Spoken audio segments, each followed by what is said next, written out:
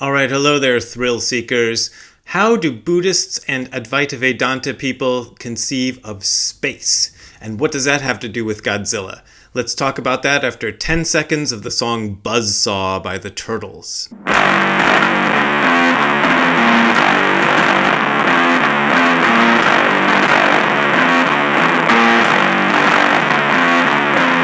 All right, that was a little bit of Buzzsaw by the Turtles in honor of Howard Kalin of the Turtles, who just passed away, so I hope you enjoyed that. All right, I want to talk to you about space in Buddhist and Advaita Vedanta terms. And I've been working, as I've been telling you, on my book, The Zen of Godzilla, which probably won't be called The Zen of Godzilla. Who knows if it'll even come out.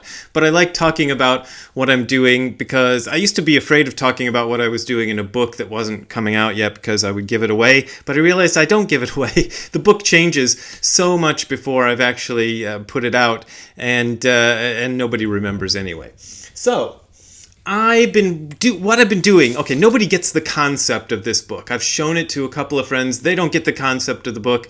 I don't care. The concept of the book is basically the same idea as that very, very famous book, The Tao of Pooh. Does everybody remember that? That's where the author connected Taoism with the stories from Winnie the Pooh.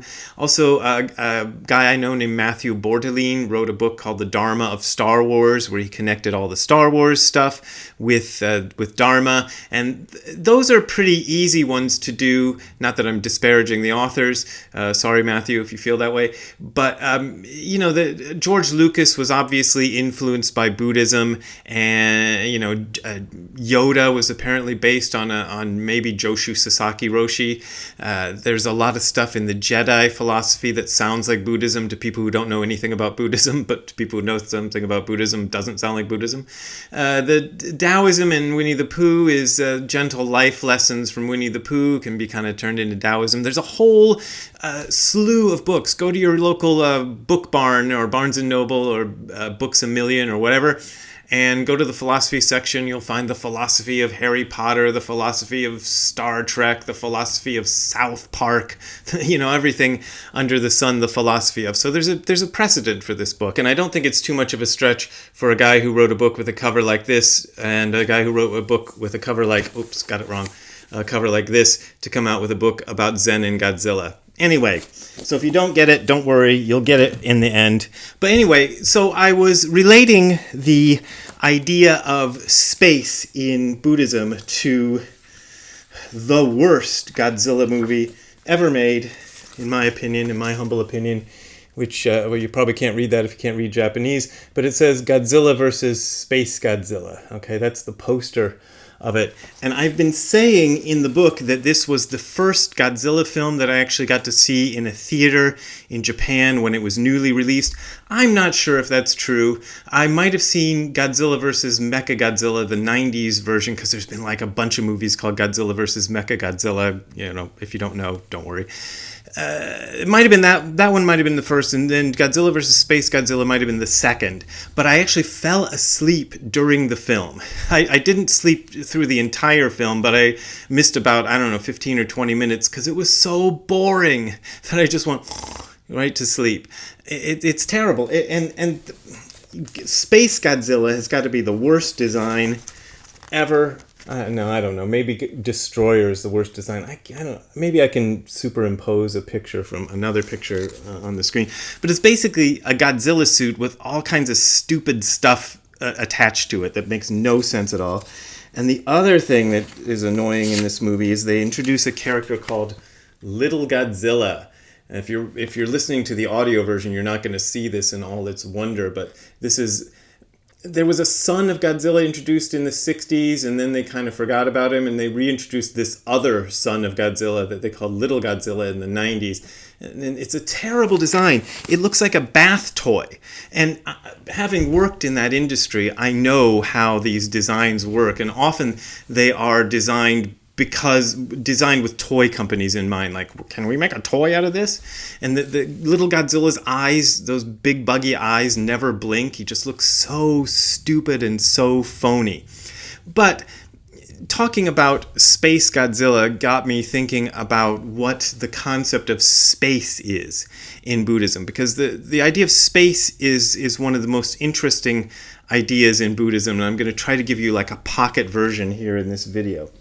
Now, let's see what we got here. Usually when Buddhists are talking about space, they're talking about a few things, and let me see what Nishijima Roshi has to say about this. He says, the character ku, which is how shunyata was traditionally represented in Chinese and Japanese, and shunyata means emptiness, and I'm going to circle back to that. He says it is often used in Buddhist literature, and Dogen especially, to mean either one, three-dimensional space, like the space between you and the device you're looking at this on. Two, emptiness in the sense of a Buddhist concept of emptiness. Nishijima Roshi says, the circumstances of the state without emotional thought or feeling. That's how he defines emptiness. And three, the immaterial or abstract as opposed to the material and concrete. So shunyata is one of those concepts, emptiness, that is widely misunderstood. And let me see what Nishijima... Well, I'm pulling from Nishijima Roshi's commentary on Shobo Genzo, and here's what I got. The word is often translated as emptiness or void. Other translations include nothingness, non-existence, non-reality, or the illusory nature of all worldly phenomenon. According to Nishijima Roshi, the philosophical meaning of shunyata, which emerges in Shobo Genzo, is emptiness, the bare, bald, naked, raw, or transparent state. That is, the state in which reality is just as it is. That was his favorite definition of emptiness. Of course, there are other ways you can take emptiness, but I think he's right. In Shobo Genzo, it's usually emptiness means things as it is. It means things as they are. Emptiness kind of refers to the emptiness of any sort of ideas you have about things, just relating to things as they actually are. Now, there's some interesting stuff in the Advaita Vedanta tradition, at least as exemplified by my favorite Advaita Vedanta guy who you always hear me talking about, which is Nisargadatta Maharaj, author of the book I Am That. And here's what he says in I Am That about space and a little bit about time. He says, your being a person is due to the illusion of space and time. You imagine yourself to be at a certain point occupying a certain volume. Your personality is due to your self-identification with the body.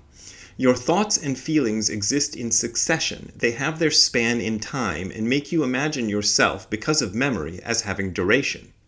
In reality, time and space exist in you. You do not exist in them. I love that idea. They are modes of expression, time and space, but they are not the only ones. Time and space are like words written on paper. The paper is real, the words merely a convention. The mind creates time and space and takes its own creations for reality. All is here and now, but we do not see it. Now that is an interesting way to put it, because I don't think we would put it that way in the Zen tradition, not in the years of study that I've done in Zen. But it doesn't contradict anything that I've seen in Zen. And in fact, when I think about some of the more interesting sort of spiritual, we'll put those in scare quotes, spiritual experiences I've had around Zen, that seems to be that I'm pointing at my what do you call those things? My cell phone, in which I have the stuff stored. Anyway, what Nisargadatta Maharaj just said, it seems to describe some of my own experiences around this. So that's why I like it very much. Now, if we go to Dogen, though, Dogen doesn't like to express things that way. And this is kind of a fascinating difference between the Zen tradition and the Advaita Vedanta tradition. The Advaita Vedanta tradition tends to want to just tell you the most straightforward way possible. The Zen tradition kind of wants to tell you the same things, but they like to go about it with metaphor and poetry. And this can be annoying because metaphor and poetry are often hard to figure out.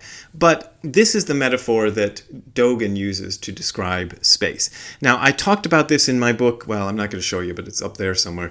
What's it called? The Other Side of Nothing. And in The Other Side of Nothing, I related it to a Three Stooges routine because it kind of sounds like a Three Stooges routine. And I know I've talked about this on this video channel before, but let me read it again. This comes up in an essay by Dogen called Koku, which means empty space. And he's talking about shunyata, about emptiness, about actual three-dimensional empty space, and about conceptualization versus actual stuff. Anyway, he relates this story. Zen Master Shakyo asks Zen Master Seido, "Do you understand how to grasp space?" Seido says, "I understand how to grasp it." Shakyo says, "How do you grasp it?" Seido clutches at space with his hand, probably doing something like that. Shakyo says, "You do not understand how to grasp space." Seido says, "How do you grasp it, brother?" And then, this is the Three Stooges part. Shakyo grabs Seido's nostrils and pulls them. Ah! Like that, probably. Groaning in pain, Seido says, "It is very brutal to yank a person's nostrils, but I have directly been able to get free." Shakyo says, "Directly grabbing hold like this, you should have got it from the beginning."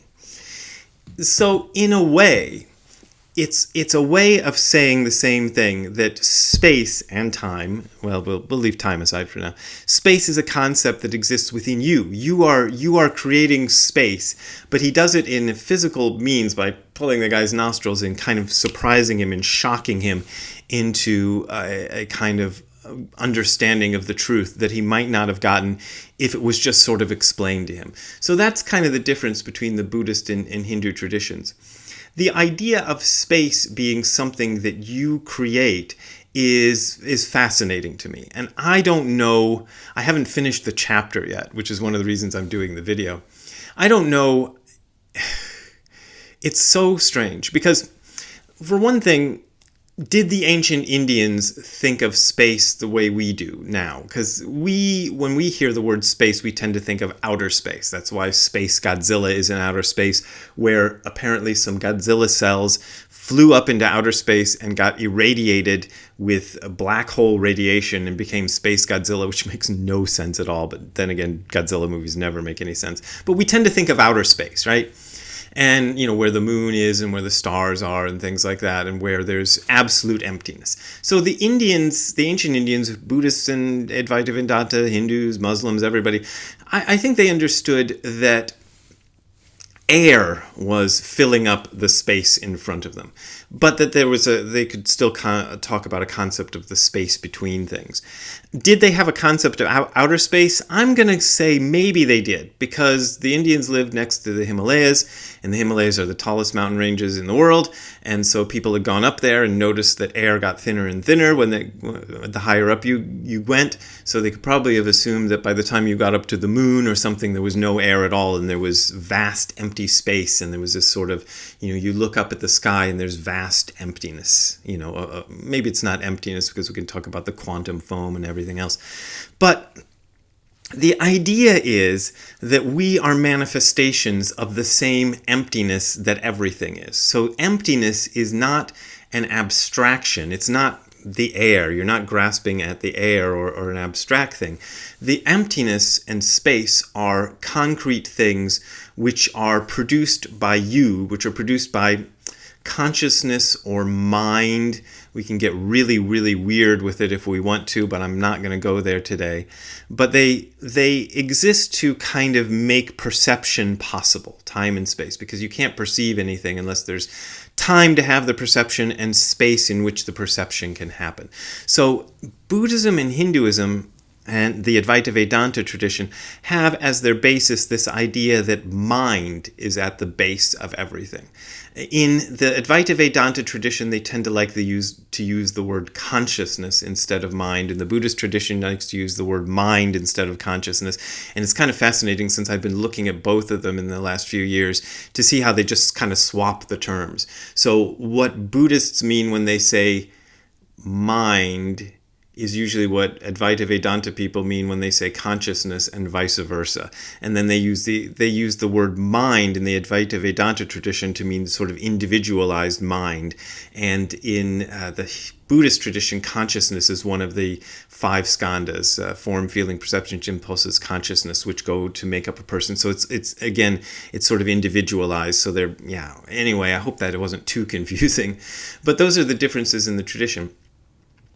And that consciousness or mind is at the basis of all things. So we in the West tend to have this idea that the reason we have feeling, for example, the reason I can touch something and I can touch this phone and feel it, is because there's a material object and there's a material me, and the material object interacts with the material me, and then I can feel something. Nishijima Roshi used to say an interesting thing about the material world. See, I had thought I understood the Buddhist tradition before I met my teacher Nishijima Roshi, and I thought I understood that they were different in that they didn't consider the material world an illusion. So I said to him one time, "Hey, Nishijima Roshi, this idea of the material world is an illusion. Ha ha, what a dumb idea." And he goes, "No, the material world is an illusion." And I went, oh my God, I'm back to square one. I don't know where I am. But his idea was, or the way he expressed his idea, was that sense perception, it comes first. And then we create matter, a concept of matter in our minds to account for sense perception. So the sense perception is more basic than the thing that we perceive, which is just completely the polar opposite of the way we usually think of it in the West, and the way I was learned, the way I was taught to think of things. So it was a real mind blower. And I have to tell you, coming to grips with this idea of space, the way it's expressed in the things I just read to you, this is tricky. This is tricky because we are so used to thinking of things as being spatial and time-bound that it's very difficult to say, okay, maybe that's an illusion. Maybe time and space, which are the most basic modes of perception we have, as Nisargadatta Maharaj pointed out, are just one way of seeing things, and it's the way our species tends to see things, and it's the way whatever it is we are tends to look at things. But it is not the only way, and that maybe time and space, which we feel to be extremely real, are actually a kind of illusion. But remember, Dogen always comes back to mind is mountains, rivers, and the great earth, the sun, the moon, and the stars. He likes to point out that it's not an illusion in the sense of it's not real, but it's an illusion in the sense that your mode of perception is causing you to see things in a way that maybe they aren't really. Okay, now I've dug myself into a big hole, and I'm going to go back to work and start writing the book and see if I can write a better chapter about space than I just did a video about space.